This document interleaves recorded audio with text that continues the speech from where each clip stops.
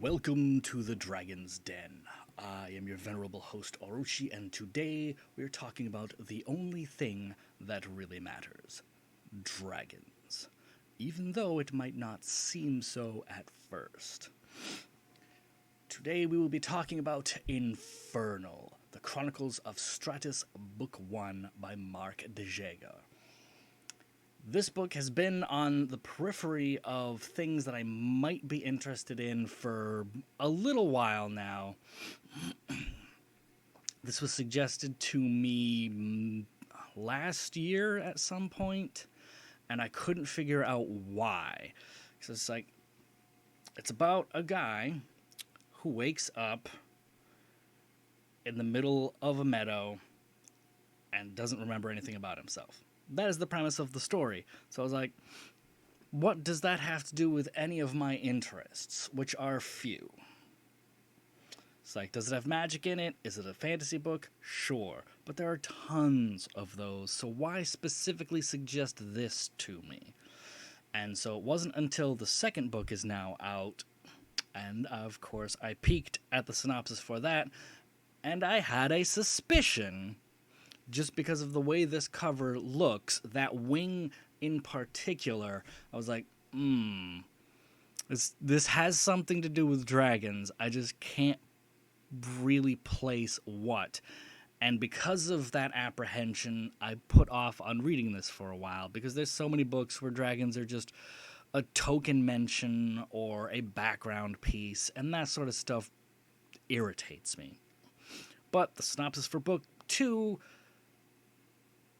cleared away all the suspicions that I had, confirmed what I thought, and so I'm like, all right, I will read this. And it was a very pleasant journey. It is written fairly well, probably slightly better than most of the Amazon stuff that gets suggested to me. It flows very well. I didn't ever feel like there were breaks in the story or things broke down, and there wasn't a lot of things happening for convenience that weren't already underway anyhow, because it's just like, oh, this character can find stuff via magic, so when he's searching for this thing with his magic, yes, he finds that plot device because he was specifically already knew he was looking for it because something else clued him into it. So there was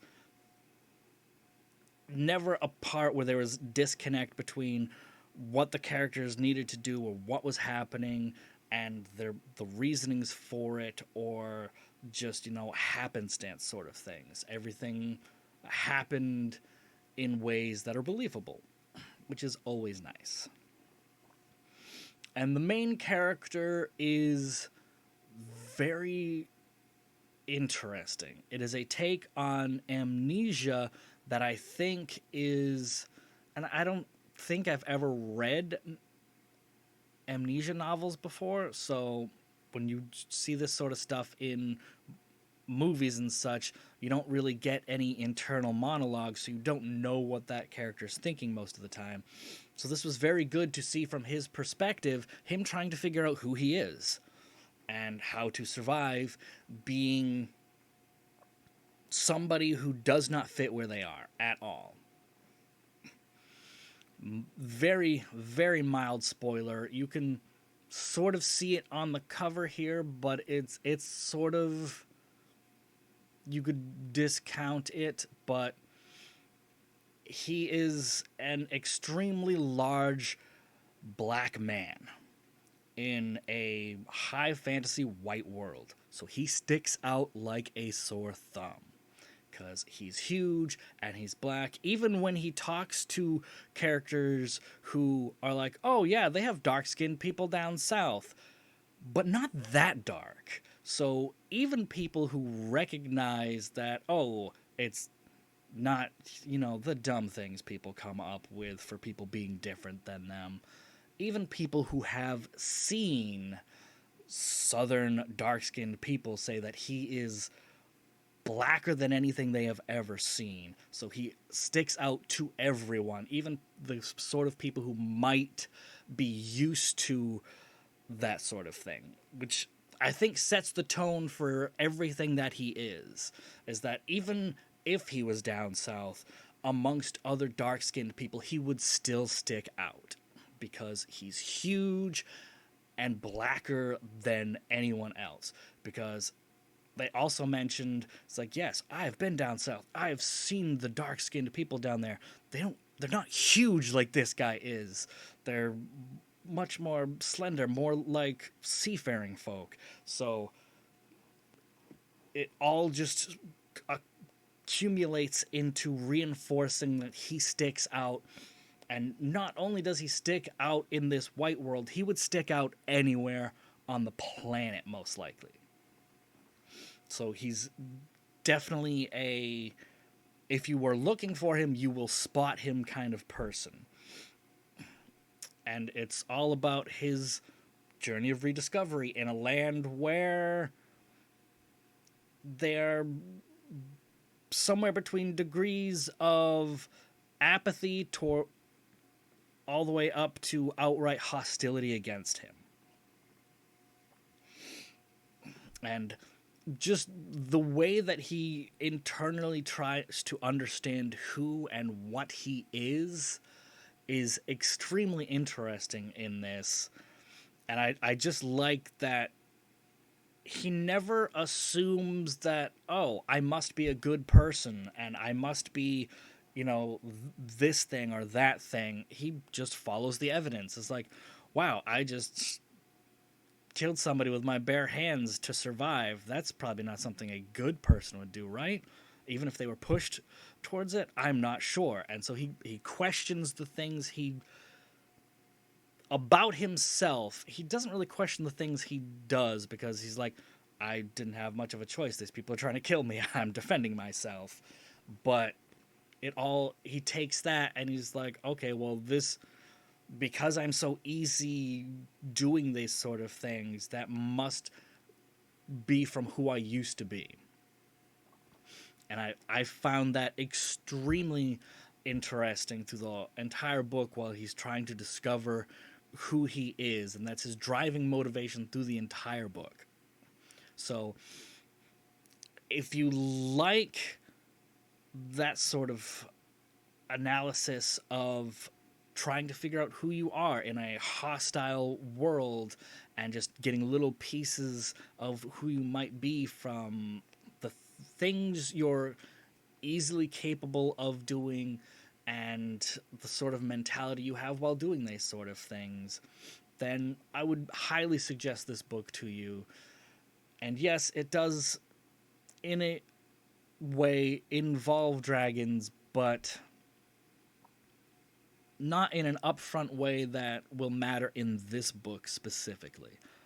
It will hopefully come to fruition in the second book, but yes, it's a very good take. And one of the things that put me off from this is the name, Infernal.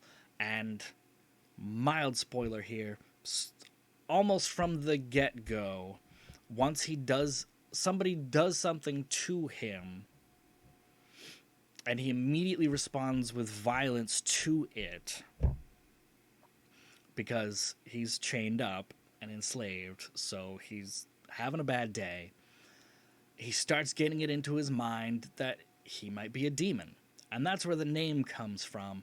And so it's this whole journey of finding out who and what he is. So if you have any interest in those sort of themes, and I think this is a very great start towards my sort of power fantasy, where I think he grows in power to a point where he's far superior to everybody else, but he starts off fairly weak in a lot of areas. He's got a lot of flaws to overcome, but still has some extreme physical strengths to work with, which I enjoy that sort of thing because it sort of sets the groundwork for what he is. So I would definitely suggest going out and picking this up. It is a very enjoyable read. It wasn't too dark. There are some dark things that happen, but it sort of glosses over them some. There is a torture scene, but it handles it very well in that he's extremely physically resistant to stuff, so he's sort of just watching these things happen and just be like, oh yeah, that hurts, that's gonna be real bad later. I'm gonna break this guy's face as soon as I get out of this, that sort of thing. So it never pushes the boundaries of going too dark. There's a lot of murder in this book, a lot of killing, and that might put some people off, but it also kind of goes towards the mindset of being more powerful than other people. So that might be divisive for certain people. Otherwise, definitely a very good read. I'm looking forward to getting through the second book.